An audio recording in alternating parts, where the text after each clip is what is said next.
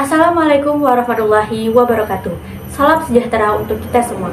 Saya Safiyah Farida Zahra selaku presenter kelompok 3 akan menemani Anda dalam berita singkat terkait kebijakan kenaikan harga BBM yang telah disahkan pada 3 September 2022. Mari kita lihat interview yang telah kami lakukan kepada beberapa warga terkait masalah ini.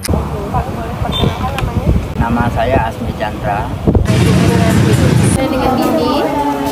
Ibu Ram. Wenda. Kalau boleh tahu pekerjaan Bapak apa ya? Pekerjaan sopir angkot. Ibu rumah tangga. Iya, dagang. Mesin doang aja kok. Bagaimana pendapat kakak-kakak tentang kenaikan BBM? Meresahkan.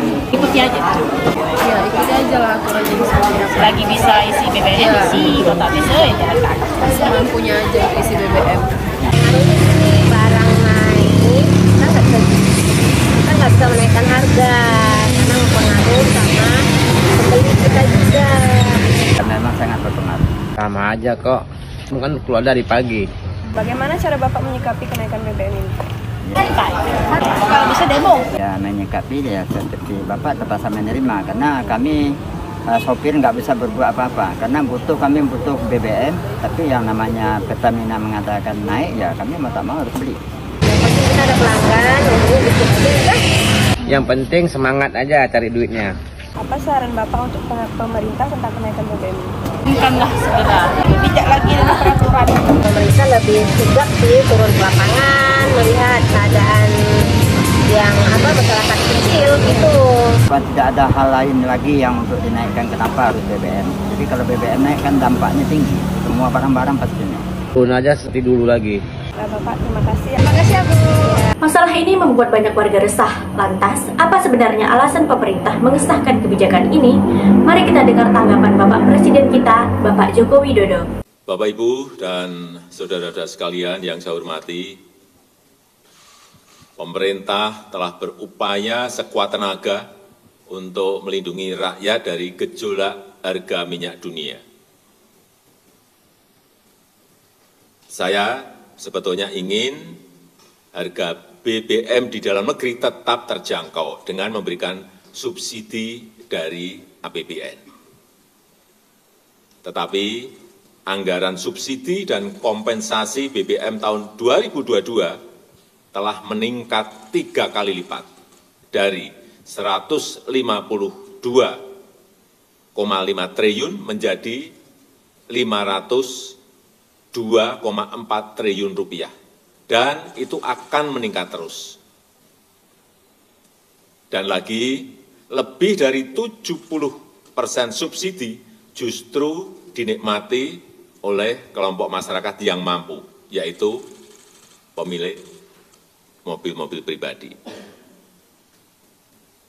Mestinya uang negara itu harus diprioritaskan untuk memberikan subsidi kepada masyarakat yang kurang mampu. Dan saat ini pemerintah harus membuat keputusan dalam situasi yang sulit. Ini adalah pilihan terakhir pemerintah, yaitu mengalihkan subsidi BBM. Sehingga harga beberapa jenis BBM yang selama ini mendapat subsidi akan mengalami penyesuaian. Pemberian subsidi yang tidak tepat sasaran memberikan beban yang sangat berat untuk APBN. Oleh karena itu, pemerintah mengambil kebijakan untuk menyesuaikan harga BBM. Untuk lebih memahami permasalahan ini, kita akan mendengarkan interview dari Bapak Yusuf Kalla yang sudah lama berkecimpung dalam kebijakan seperti ini, di mana beliau pernah menjabat sebagai Wakil Presiden pada tahun 2004 sampai 2019. Semuanya juga ada masalah kenaikan harga BBM, subsidi meningkat, kemudian solusinya hanya dua, yaitu naikkan BBM dan bagaimana upaya mengurangi konsumsi BBM. Harga dunia naik, sekarang $100 per barrel. Kedua, kurs dolar dengan rupiah. Dan yang ketiga ialah naiknya konsumsi. Lalu buat saya 2 kali kita naikkan. Naikkan pertama Maret waktu dengan SBY, itu kita naikkan 30% harga. Pada Oktober kita naikkan lagi. Harganya naik harga tertinggi dalam sejarah Indonesia, kenaikannya 128%. Mau tentu kita bagikan bersamaan BLT sekaligus naik di 8 kota. Tapi itu memakan waktu 2 bulan untuk seluruh Indonesia terbagi BLT itu. Itu Rp100 naik, tapi kita kasih Rp200.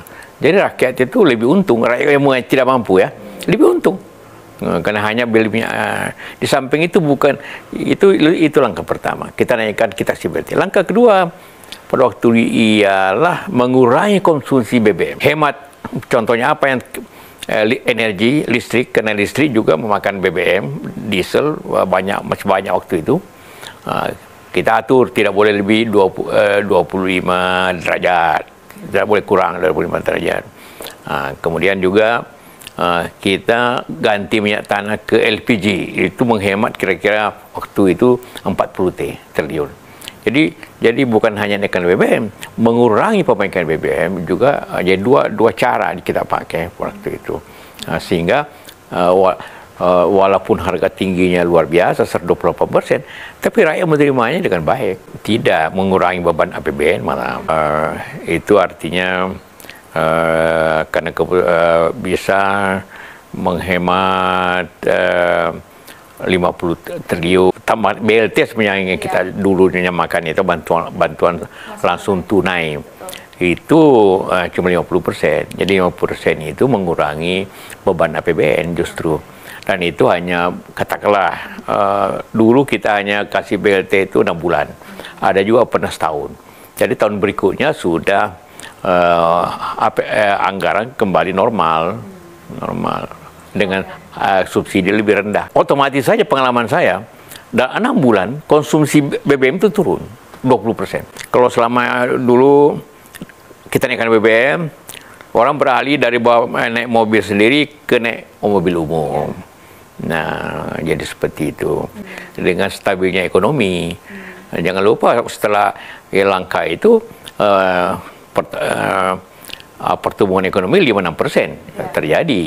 Sebelumnya 4%. Tapi justru kita perbaiki anggaran, subsidi dialihkan ke anggaran pembangunan. Sebagai masyarakat yang baik, kita harus mengetahui dengan pasti alasan pemerintah membuat suatu kebijakan, dan pemerintah yang baik adalah pemerintah yang mendengar aspirasi rakyat. Semoga kebijakan yang sudah disahkan ini merupakan keputusan terbaik demi kestabilan ekonomi dan kesejahteraan rakyat. Sekian informasi yang dapat kami sampaikan. Saya undur diri, sampai jumpa. Wassalamualaikum warahmatullahi wabarakatuh.